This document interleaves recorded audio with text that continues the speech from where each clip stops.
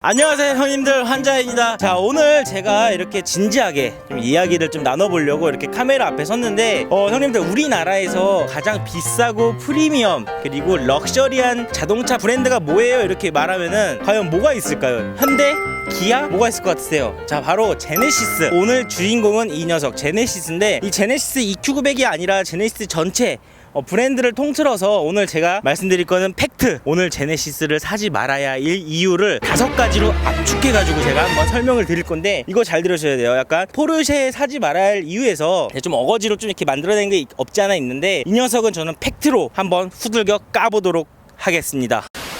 가장 보수적인 세그먼트에서 열정적인 디자인을 보여준 바로 이 녀석 제네시스. 근데 이 녀석이 처음 출시가 되고 렉서스 LS하고 비교해도 전혀 손색이 없을 정도로 굉장히 높은 평을 받았는데, 한국을 기반으로 한 이런 디자인으로 약간 브랜드가 좀 이미지화 됐으면 좋았을 거를, 결국에는 제네시스가 보여주는 그런 브랜드는 뭐랄까요, 한국을 대표하는 럭셔리 브랜드가 아니라 그 어떤 한 특정 브랜드를 쫓아가기 바쁜 그런 이미지를 조금 많이 주고 있어요. 제네시스라고 하면은 그 대한민국의 대표적인 플래그십 세단이라고 이렇게 좀 이미지가 돼야 되는데, 그냥 비싼 차, 그냥 현대가 만든 차, 현대가 그냥 조금 더 비싸게 만들려고 한 차, 이런 브랜드로 인식되어 있기 때문에 저는 제네시스를 지금 당장은 사기에는 조금 뭔가 좀 부족함이 있지 않은 브랜드가 아닌가, 이런 말씀을 드리고 싶습니다.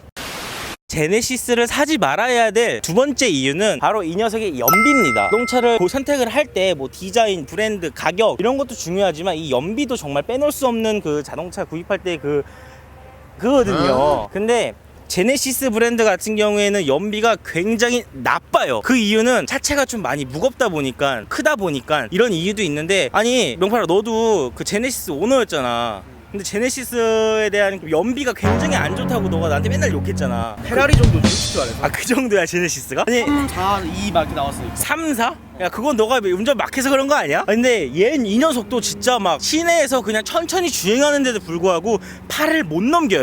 연비 8을 못 넘기고 6에서 7 왔다 갔다 하는데, 그 정도로 정말 연비가 쓰레기입니다. 쓰레기. 이렇게 생각해보니까, 아니 제네시스 G80만 해도 무슨 뭐 공차 중량이 뭐 2톤이 넘어간다는 얘기가 있는데, 그러니까 근데 그거는 문제가 없는 게 A7 같은 것도 2톤이 넘어. 근데 왜 그럴까? 그러니까 얘가 연비가 정말 안 좋고, 약간 일단 그 연비를 이제 좀 내는데 그런 기술력이 좀 부족하지 않나, 이렇게 말씀을 드리고 싶습니다. 세 번째 이유는 바로 이 녀석의 잡소리입니다. 아니 럭셔리 프리미엄 브랜드에 잡소리가 웬 말이야. 이 녀석의 가치, 이 녀석의 가격을 생각하면은 여기서 이런 잡소리가 나면 안 되는 가격의 차인데, 정말 막 생뚱맞은 곳에서 막 이런 막 잡소리가 막 찌그덕 나고, 시트에서 그런 그 끼끼끼끼 뚝뚝 이런 소리가 굉장히 많이 나는데, 과연 이게 그 품질이나 이런 뭐 전체적인 마감으로 이제 시각적인 디자인이나 이런 마감은 굉장히 좋아요. 훌륭해. 뭐 디자인도 뭐 어디 뭐 외제차 뺨치게 정말 이쁘게 잘 꾸며놨는데, 속으로 이제 까놓고 보면은 결국에는 잡소리나 뭐 이런 좀 문제점들이 많이 발생을 하더라고요. 그렇기 때문에 얘는 조금 이르지 않나. 확실히 얘는 타면 탈수록 뭔가 좀 프리미엄 럭셔리 브랜드라고 이제 말하기가 조금 창피한 그 정도. 그리고 또 이어서 이 통풍 시트의 문제인데, 처음에 이 차를 샀을 때 통풍 시트가 굉장히 좋았어요. 알지 명팔아? 현대 통풍 시트 진짜 시원한 거, 냉장고급으로. 엉덩이가 시리지. 그러니까 엉덩이가 시릴 정도로 굉장히 통풍 시트가 좋은데, 얘가 모르겠어. 소리는 윙 돌아가는데 시원해지지가 않아. 이거는 센터 가봤나? 타면 탈수록. 근데 이거는 어느 차나 똑같은데 유독 얘가 그래. 이게 아무튼 조금 문제점이 점점 많이 발생을 하고 있고, 이 차를 산 거를 후회하고 계시더라고요. 자, 그리고 네 번째, 제네시스를 사지 말아야 할 네 번째까지 왔습니다. 아니 내가 이 제네시스를 이제 깔려고 좀 정보를 좀 많이 수집을 했어 명팔아. 그 카페에서도 굉장히 많은 이런 글들도 보고, 직접 제네시스를 운영하시는 많은 분들한테 여쭤봤는데, 제네시스 3.8 뭐 람다 엔진, 뭐 3.3 터보 0.0 뭐 이런 그 엔진들이 있잖아. 근데 이런 엔진들이 엔진 누유, 결함 이런 것들이 굉장히 빈번하게 발생을 한다고 하더라고. 그래서 내가 이거를 뭐 어떻게 얘기해야 될까? 잠깐 기다려봐. 이거 안 열리는데? 야, 이거 왜 안 열려? 반대로 열고 있었어. 이거를 레버를 반대로 열고 있었어요. 죄송합니다 형님들. 이 녀석 모델은 3.8 람다 엔진 3.8 그 V6 엔진이 들어가 있는데 이 녀석이 고질병이라고 해야 되나? 아무튼 얘가 막 뭐 누유 이런 아하. 것들이 굉장히 많다고 해요. 이미 검증이 된 엔진인데도 불구하고, 그러니까 제가 실제로 뭐 제가 지어내는 말이 아니라 이 제네시스 카페만 가도 이런 글이 굉장히 수북하게 나오고, 밑에서도 무슨 막 뭐 오일 같은 것도 많이 새고 이런다고 하는데, 저한테는 이런 일이 없었기 때문에 제가 만약에 이 정보를 안 찾아봤으면은 전혀 모르고 진행했을 텐데, 사전에 이걸 다 알아봤기 때문에 이 녀석도 좀 엔진 쪽에 좀 문제가 있다고 합니다. 그래서 사면 안 되는 걸로 합시다, 우리. 자, 마지막 제네시스를 사면 안 되는 이유 5번째. 자, 드디어 5번째까지 왔습니다. 제네시스 프리미엄 럭셔리 브랜드라고 하면은 그만큼 차도 럭셔리이기 때문에 서비스 센터 이런 데도 럭셔리해야 된단 말이죠. 근데 제가 경험한 이런 제네시스 서비스 센터는 정말 개판 5분 전이었습니다. 이게 단순히 내가 뭐 1억이 넘는 돈을 주고 이 차를 샀는데 나한테 서비스가 왜 그래? 이런 문제가 아니라 그 서비스에 대한 절차나 기본적인 것들이 굉장히 별로였다는 거예요.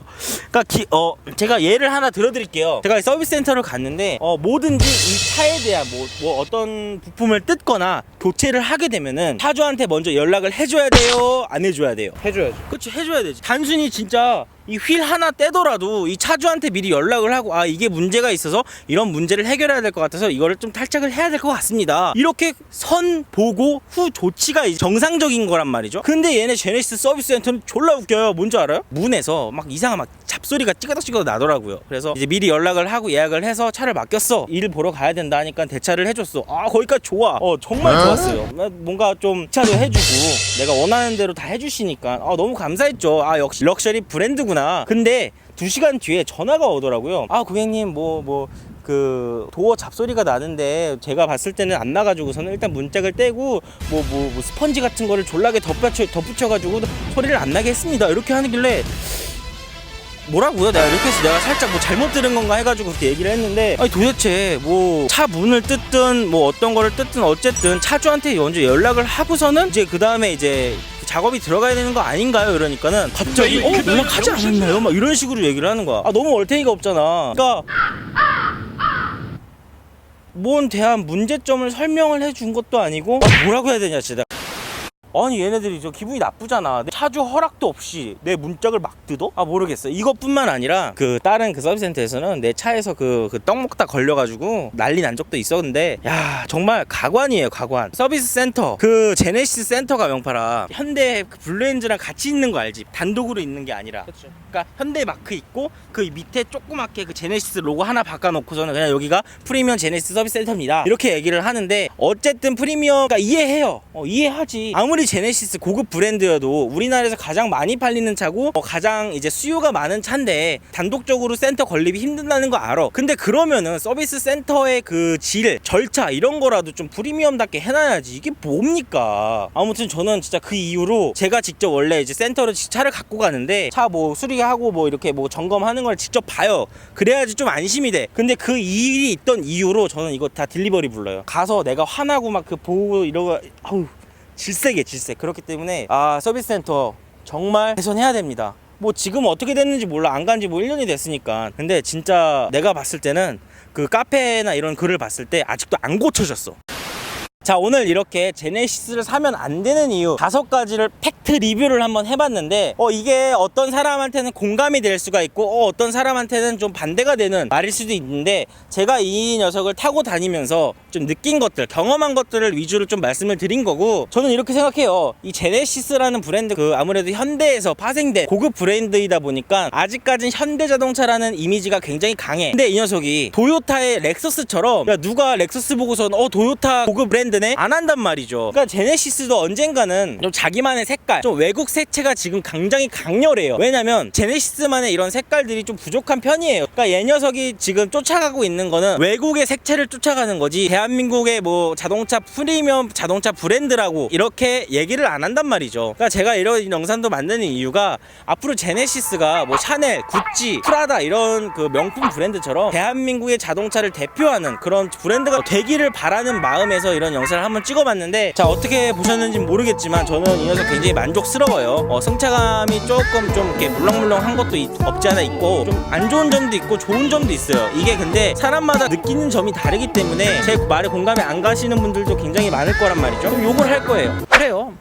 저는 생각하고 제가 받아들인 게 이런 거기 때문에 이렇게 말씀을 드린 거고, 분명히 자동차를 타면서 사지 말아야 될 이유가 있으면 사야 될 이유도 분명히 있을 거란 말이죠. 이것도 한번 제가 정리를 한번 해서 팩트로 리뷰를 해보도록 하겠습니다. 자, 오늘도 영상 봐주셔서 너무 감사하고요. 다음 영상에서 뵙도록 하겠습니다. 그럼 모두 안녕. 제네시스 만세. 뭐 어떻게 얘기해야 될까? 아이씨, 저거 어씨, 이거 안 열리는데? 야, 이거 왜 안 열려? 아